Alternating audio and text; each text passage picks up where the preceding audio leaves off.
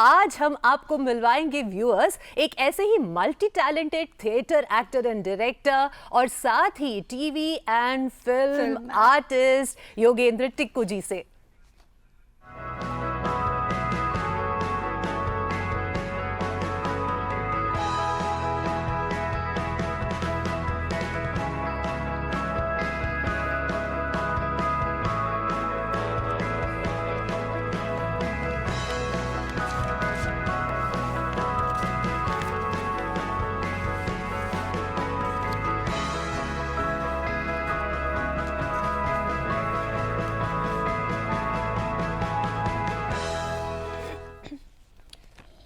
योगेंद्र टिक्कू जी, बहुत बहुत स्वागत है आपका डीडी मॉर्निंग शो में। धन्यवाद, Thank you for बहुत coming. धन्यवाद। Thank you for calling me here. My मतलब being with all the lovely audience around, it is a pleasure. Thank you very much. Thanks a lot. Prayagraj से लेकर Nairobi और फिर मुंबई तक का जो पूरा का पूरा सफर रहा, इसकी शुरुआत कैसे हुई? हमेशा से एक्टर बनना चाहते थे आप?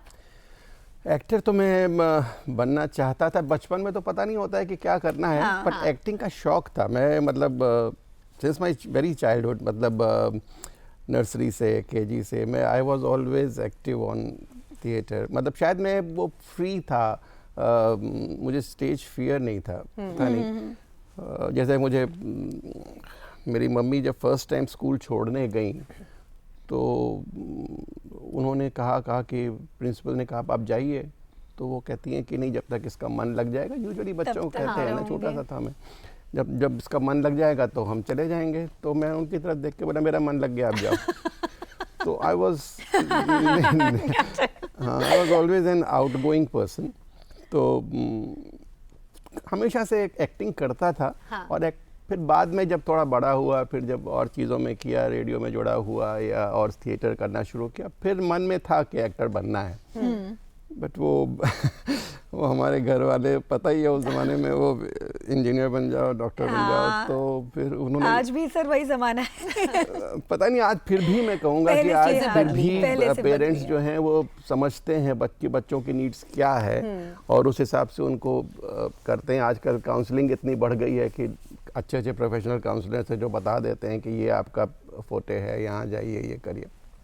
पहले नहीं था ऐसा, तो हमको भी इंजीनियरिंग कर दी हमने कहा चलो कर लो। तो हम एक्टिंग में तो जाने दिया ही नहीं, उन्होंने कहा कि नहीं। हाँ, उनको ये अच्छा लगता था कि ये कर रहा है, स्टेज पे कर रहा है, देखते थे, खुश होते थे, मगर but that can't be your main career, main profession नहीं हो सकता। उनको लगता नहीं था उस समय पे। ऐसा था भी कि actually this line is so unpredictable, can't. उनको ही था कि घर चलता रहे ठीक ठाक, लड़का ठीक ठाक रहे, तो इस वजह से तो फिर एक्टर बनने का शौक तो था मुझे शुरू से। इसलिए मैंने कभी भी कहीं भी रहा मैंने एक्टिंग नहीं छोड़ी, मैंने अपनी वो मैं करता ही रहा, साइड बाय साइड हमेशा करता, चाहे मैं नौकरी करता। एंड अच्छा हुआ सर आपने कभी एक्टिंग नहीं छोड़ी, वरना हम आपको कभी नहीं देख पाते। ठीक है, तो मैं यहाँ पे योगेंद्र जी पूछना चाहूँगी, क्योंकि आपने थिएटर में भी काम किया है, आपने टीवी में भी काम किया, फिर आपने मूवीज़ में भी काम किया है, एंड वो हम सभी को पता है। अब तीनों जो मीडियम है एक दूसरे से बिल्कुल अलग है, तो आप इन तीनों मीडियम्स को कैसे अप्रोच करते हैं, एंड क्या लगता है इन तीनों मीडियम्स में से सबसे ज़्यादा चैलेंजिंग कौन सा है, एंड ऑफ कोर्स रिवॉर्डिंग भी? आप एक मीडियम भूल गई हैं शायद, जिसमें कि मेरा दखल अच्छा खासा रहा है और बचपन से रहा है, वो है all India radio. All India radio, yes yes. और वो सबसे डिफिकल्ट मीडियम है। हाँ, radio is very tough for an actor, क्योंकि होता क्या है कि आप टीवी देख रहे हैं, आपकी शक्ल शायद अगर परमात्मा ने थोड़ी मतलब ऐसी है कि पब्लिक झेल पा रही है, आपके एक्सप्रेशन पब्लिक देख पा रही है। थिएटर में आप सामने हैं, आप कर रहे हैं, आपने लोग देख रहे हैं, तो वो इंस्टेंट कनेक्ट बन जाता है। बट रेडियो एक ऐसा माध्यम है, आपकी सिर्फ आवाज़ लोगों तक पहुंच रही है, और अगर आप उसमें सक्षम नहीं हैं और कहीं पे चूक हुई तो वो उनको 1 सेकंड लगेगा चैनल बदलने में या कहीं और जाने में। तो वो मुझे सबसे मतलब ऐसा लगता है कि वो चैलेंजिंग है, सबसे ज़्यादा मुश्किल रेडियो है। बाकी थिएटर में ये होता है कि आपको रिहर्सल का काफ़ी मौका मिलता है, तो आप बिल्कुल तैयार हो जाते हैं ऑडियंस को फेस करने के लिए। फिर आपकी प्रेजेंस ऑफ माइंड वहाँ पे बहुत काम करती है। हम लोगों ने तो जब रेडियो किया है तो हमने लाइव भी किया है रेडियो। हाँ। आपको चांस नहीं मिलता था, लेकिन उस समय ऐसा होता था कि हम लोग 3-3 4-4 दिन रिहर्सल करते थे, उसके बाद प्ले करते थे। जी। अब तो लोगों के पास समय ही नहीं है, वो उसी समय आते हैं, रिहर्सल करते हैं और रिकॉर्डिंग करके चले जाते हैं। और आजकल टेक्स, रीटेक्स, एडिटिंग का भी बहुत स्कोप है, जो शायद स्कोप हो गया, जो नहीं था। पहले नहीं था। हाँ। पहले तो हम लोग वो टेप पे करते थे और उसमें वही फिर वो- परफॉर्म करना था, दैट वाज। और अगर एक गलती हुई तो फिर से शुरुआत से पूरा करना बिल्कुल पड़ता सही था। बात, जी। बिल्कुल सही बात है। तो इसलिए, और थिएटर में तो ये है कि आपको तुरंत का तुरंत रिस्पांस पता चल जाता है कि आपने सही किया कि नहीं किया, कि पब्लिक हंस रही है, हाँ। नहीं हंस रही है, और आपका प्रेजेंस ऑफ माइंड कहाँ पे आपको पंच मारना है, कहाँ नहीं मारना है, वो आपको पता चल जाता है। फिल्म अपने में एक अलग डिफरेंट माध्यम है, बिल्कुल वो माध्यम ही डिफरेंट है, क्योंकि उसमें जैसे स्टेज पे है या ऑडियो में है, आपकी कंटिन्यूटी है। आपने शुरू किया, आपका एक ग्राफ पता है कैरेक्टर का कि यहाँ से वहाँ जा रहा है। हाँ। फिल्मों में क्या होता है कि आपको ग्राफ तो पता है कि भाई ये ऐसा है वैसा है, लेकिन अभी वो आपको सेम चीज़ बार बार करनी पड़ती है, क्योंकि आप वहाँ 50 का लेंस लगा रहे हो, फिर आप 85 का लगा रहे हो, फिर आप 25 का लगा रहे हो, फिर आप 100 का लगा रहे हो।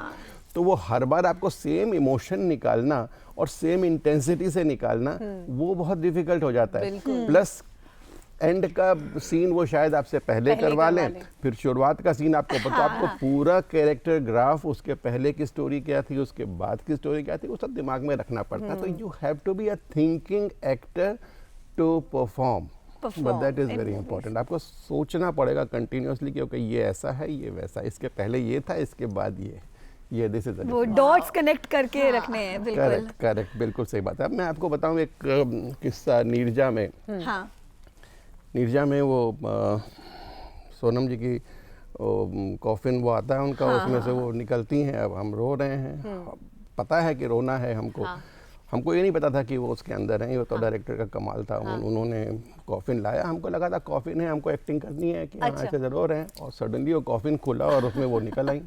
वो लेटी हुई थी, वो आँख में वो सब, वो नाक में रुई हुई लगा के। अब मैं तो क्योंकि होता क्या है कि बॉन्डिंग इतनी हो जाती है ओवर द पीरियड। हम लोगों ने वर्कशॉप भी साथ में किया था, तो वी वर लाइक, वो बच्ची जैसे ही, मेरी बेटी जैसे ही हो गई थी।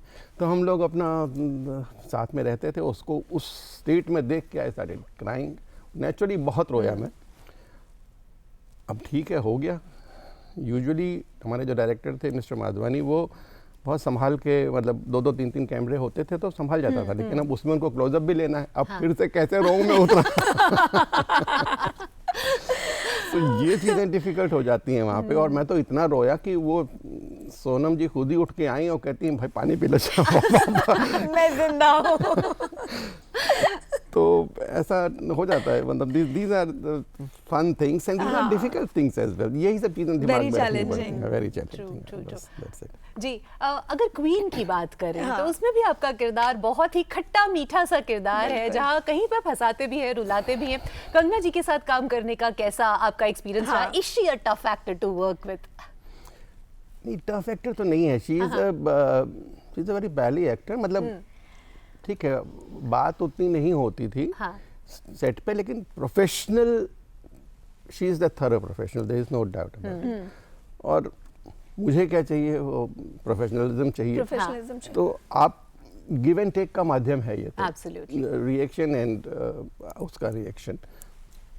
तो जैसा वो करती थी, हाँ ये होता था कि कभी हम लोगों का क्या होता है कि एक्टर्स अगर अच्छी ट्यूनिंग बैठ जाती है और प्रोफेशनल्स हैं, तो हम लोग एक दूसरे के साथ अच्छा हम ऐसे करेंगे, आप ऐसा कर लीजिएगा, या ऐसा करेंगे, हम ऐसा कर लीजिएगा।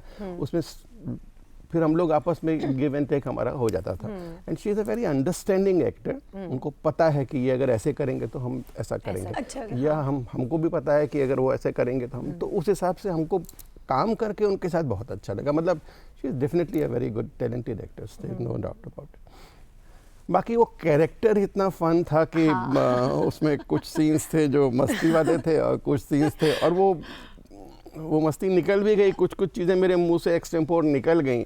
सो आई यूज्ड टू टेल विकास, वो डायरेक्टर जो थे हमारे, कि यार ये तो निकल गया एक्स्ट्रा। तो वो कहते थे नहीं ये तो अच्छा लग रहा है, रख लेंगे। जैसे वो स्क्रिप्ट में था नहीं, मगर मेरे मुंह से निकल गया कि don't call me dad, call me आशू।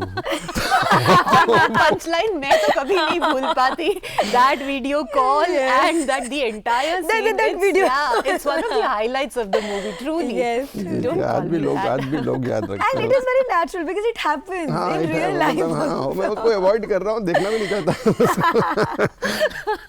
हाँ, that was fun. तो कुछ clips तो ये तो आपकी मतलब प्रतिभा के कुछ आयाम हमने जाने, बहुत सारे जानने अभी बाकी हैं, लेकिन उस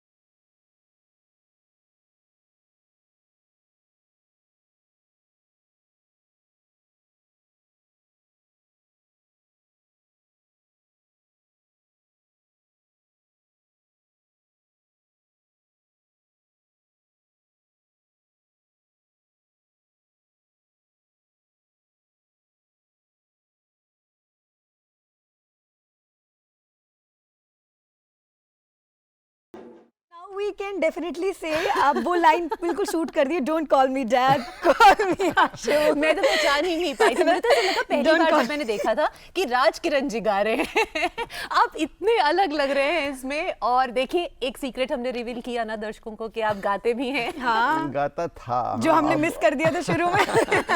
नहीं गाता था मैं, हाँ मैंने म्यूजिक सीखा हुआ है, मैंने क्लासिकल वो सीखा, क्लासिकल संगीत के लिए नहीं सीखा था, लेकिन म्यूज़िक की आपको समझ होनी चाहिए, आपका बैकग्राउंड होना चाहिए, तो मैंने प्रॉपरली क्लासिकल म्यूज़िक सीखा था। मेरी गुरु जी थी सरोज बेन गुंदानी, हैं अभी भी, तो उनसे सीखा था मैंने। अगर मैंने शोज़ में अपने करता था ये डेफिनेटली, और मैं काफ़ी जगहों पे बहुत सारे देशों में मैंने शोज़ किए हैं, और ये शो मेरा नैरोबी का है, नैरोबी से, हाँ ये दिस इज़ 89। उस समय और अब में बस सिर्फ मेरे अंदर कोई बहुत फ़र्क नहीं पड़ा है, मैं अब गाता उतना नहीं हूँ और मेरे बाल नहीं है, बस ये दो अच्छा, नायरोबी की आपने बात की, तो वहाँ पर भी आपने थिएटर किया। तो वहाँ पर नायरोबी के जो थिएटर आर्टिस्ट थे उनके साथ आपने थिएटर किया? जी जी जी। अच्छा। नैरोबी में मैंने हर तरह का थिएटर किया एक्चुअली। मैंने वहाँ पे गुजराती थिएटर भी किया हुआ है, पंजाबी भी किया हुआ है, हिंदुस्तानी तो किया ही है अपना, उर्दू हिंदी, और इंग्लिश थिएटर भी किया है मैंने। हाँ। इंग्लिश थिएटर भी मैं प्रोफेशनली वहाँ पे करता था, और मैं वहाँ पे एक अपना एक ग्रुप भी था, उसमें मैं डायरेक्ट भी करता था, लिखता भी था, तो काफ़ी मैं जुड़ा रहा continuously, though I was working as well, but मैं साथ में ये सब भी करता था और कंटिन्यूसली करता था, कभी छोड़ा तो नहीं मैं। कितना फर्क है वहाँ के एक्टर्स के साथ काम करने में, यहाँ के एक्टर्स के साथ काम करने में? I mean what are your takeaways from the Nairobi theatre, जो आपको लगता है कि शायद हमें इंडियन थिएटर में भी आपको जिसने हेल्प किया हो आगे? और होना चाहिए। देखिए मैं आपको बताऊं, वहाँ पे मोस्टली जो हमारा इंडियन थिएटर या गुजराती थिएटर या पंजाबी थिएटर की अगर हम बात करें, not English theatre, not talking, तो उन सब में सब हमारे जैसे थे जो कि काम भी करते थे, हाँ। और अपना पैशन भी follow पूरा करते करते जी। थे। तो they were all amateurs, not Okay. Professionals, लेकिन हम लोगों का लेवल जो था वो प्रोफेशनल था। वो हमारा पैशन था सबका ही, क्योंकि जितने भी जुड़े थे वो जो काम से समय निकाल के इसको अपने शौक को पूरा कर रहे हैं, वो सब पैशनेट लोग थे। Absolutely. तो उनके साथ काम करके एक मज़ा आता था। आई वुड स्टिल से कि इट वाज नॉट, मतलब शायद वो बहुत बड़े ऊंचे लेवल का जैसे वो होता है वो यहाँ बहुत सारे थिएटर, वैसा नहीं। लेकिन जो इंग्लिश थिएटर था, इंग्लिश थिएटर प्रोफेशनल थिएटर था, उसमें जितने एक्टर्स थे वो प्रोफेशनल एक्टर्स थे, तो उनके साथ काम करके एक डिफरेंट एक्सपीरियंस होती थी। ये डेफिनेटली है कि वहाँ पे मतलब जैसे मैंने उनका ग्रुप ज्वाइन किया था, तो ऐसा नहीं था कि हर बार मैं एक्टर ही बनूंगा, और वो हर 21 दिन पे प्ले चेंज कर देते थे। तो वहाँ ये होता था कि एक में मैं लाइट कर रहा हूँ, हाँ। एक में मैं साउंड कर रहा हूँ, एक में मैं एक्टिंग कर रहा हूँ, एक में मैं बेबी पर्दा खींच रहा हूँ और पीछे से प्रॉम्प्टिंग कर रहा हूँ। तो वो हर तरह के एक्सपीरियंस हमको वहाँ पे हो गई and they were thoroughly professional. Sir जैसे कि अभी आपने कहा कि कितने सारे एक्सपीरियंसेस आपको रहे हैं, इतना ज़्यादा काम आपने किया है, इतना अमेजिंग करियर आपका रहा है, लेकिन हर वो कोई भी एक्टर हो, कोई भी प्रोफेशन हो, हमारे करियर में एक ऐसा पॉइंट आता है जिसके बाद जो मतलब हमारे लाइफ में बहुत इम्पैक्ट लेकर आता है। सो आपके करियर में, आपकी प्रोफेशनल जर्नी में वो कौन सा एक ऐसा पॉइंट था या कोई ऐसी मेमोरी जो actually it was a turning point, या आप कह सकते हो कि उसने नवमी मेरी लाइफ में बहुत बड़ा इम्पैक्ट वो लेकर आया एज एन एक्टर? जी बचपन में तो मैं आई वुड से कि जब when I joined theatre Prayag रंगमंच, तो वो एक चेंज था क्योंकि मैंने थिएटर पहली बार किया था। तो वहाँ पे मुझे याद है कि हम लोग सब काम करते थे। देखिए थिएटर में ये होता है, हम लोग झाड़ू भी लगाते थे, हम लोग हाँ। सब कुछ करते थे, पर्दा खोला है हमने, प्रॉम्प्टिंग करी हमने, सब कुछ किया है। सो शायद वो हमारा एक नया पाथ मेरे लिए खुला कि हाँ यहाँ पे करना है। बाकी फिर मैं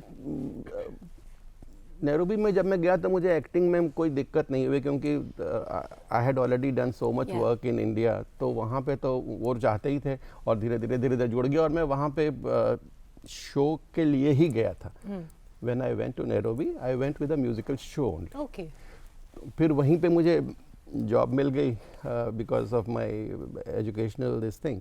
तो मैंने जॉब करना शुरू कर दिया और वहीं पे मैंने थिएटर शुरू किया। तो वहाँ पे तो I was already known to people, तो वहाँ मुझे इतनी डिफ़िकल्टी नहीं हुई। वहाँ से दिल्ली जब मैं वापस आया, when I came back to India, तब मैं थोड़ा सा हिल गया था कि अब यहाँ वापस कैसे शुरू करूँ, क्योंकि वहाँ मेरी एक लाइफ डिफरेंट थी। वहाँ एवरीबडी ऑन स्ट्रीट न्यू मी कि ये टिक्कू है।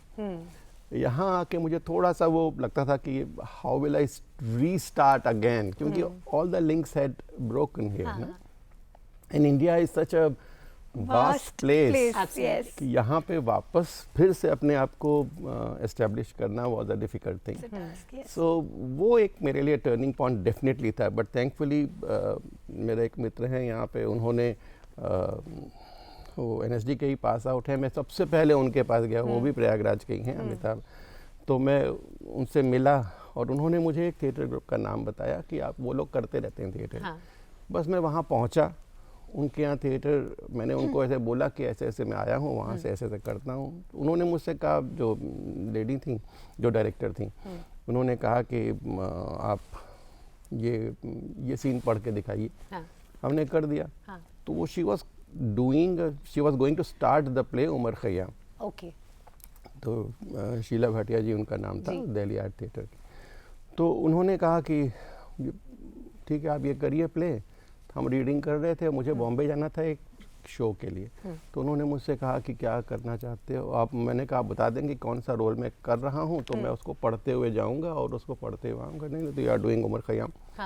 तो उन्होंने मुझे हाँ, तो यहाँ आते ही मुझे वो रोल जो मिल गया उमर खयाम का, टर्निंग पॉइंट। तो मेरे लिए वो बहुत बड़ी बात थी कि हिंदुस्तान में आके, दिल्ली में आके सडनली मुझे एक मेन रोल का प्ले मिले और वो भी with such a director and it was a musical. तो जौहरी हीरे की चमक जो है वो पहचान ही जाता है। लेकिन इस हीरे की चमक में ना और भी बहुत सारे आयाम हैं। आप लिखते भी हैं, कविताएं भी लिखते हैं, गज़लें शायरी भी करते हैं और आपकी एक किताब भी आने वाली है, ये बड़े विश्वस्त सूत्रों से हमें पता चला है। तो कुछ सुनाएंगे अपना लिखा हुआ हमारे दर्शकों को, हमें? असल में मैं जो भी लिखता हूँ ना, मतलब कोई प्रोफेशनली कहीं पे बोलता नहीं हूँ, कुछ करता नहीं, सिर्फ वो स्वांतः सुखाए वाली जो बात है वो अपने खुशी के लिए लिखता हूँ।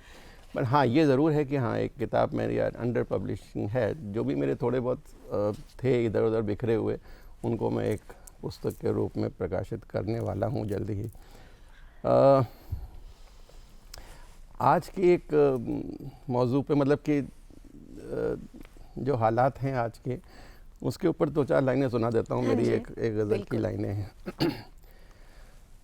हम बहुत दूर की रखते हैं खबर, हम बहुत दूर की रखते हैं खबर, आज के हाल का पता ही नहीं। इंटरनेट और मीडिया पता नहीं क्या क्या घंटे, और आज क्या हो रहा है उस पर हम जी नहीं रहे। हाँ, हम बहुत दूर की रखते हैं खबर, आज के हाल का पता ही नहीं। सरफिरी दौड़ में शामिल हैं मगर वक्त की चाल का पता ही नहीं। क्या बात है। एक नशेमंद था जिस शजर पे कहीं, शजर मीन्स पेड़, ओके। एक नशेमंद था जिस शजर पे कहीं, उस हरी डाल का पता ही नहीं। वाह। जवाब मांगते हैं, हक है उन्हें, जवाब मांगते हैं, हक है उन्हें, मगर सवाल का पता ही नहीं। वाह वाह। कहीं मरखब गया कि जिंदा है, कहीं मरखब गया कि जिंदा है, दिले बदहाल का पता ही नहीं। क्या बात है, क्या बात है। वेरी इस नाइस। किताब का नाम क्या होगा, सोच लिया आपने नाम? किताब जी। हाँ, कुछ दिल ने कहा। क्या बात है। कुछ दिल ने कहा। ये भी सिंगर है हमारी। अच्छा, तभी मतलब मैं बस क्लासेस ले रही हूँ आजकल। अच्छा हाँ। बट योगेंद्र जी, आपके साथ बात करते हुए समय कैसे बीता सच में नहीं पता चला। बहुत अच्छा लगा आप यहाँ पे आए। Thank you very Thank much, you, शुक्रिया thank you so शुक्रिया much. मुझे बुलाने के लिए और सबसे मुलाकात करवाने के लिए रूबरू बहुत बहुत धन्यवाद। Thank you Thank very much. Thank you.